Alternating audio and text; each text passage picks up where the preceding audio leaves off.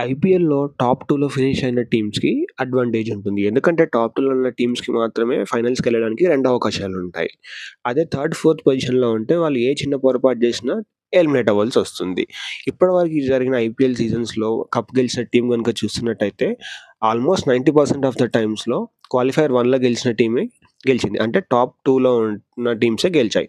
Only 2 సార్లు మాత్రమే MI qualifier 1లో ఓడిపోయి క్వాలిఫైయర్ 2లో గెలిచి మళ్ళీ ఫైనల్‌లో గెలిచారు.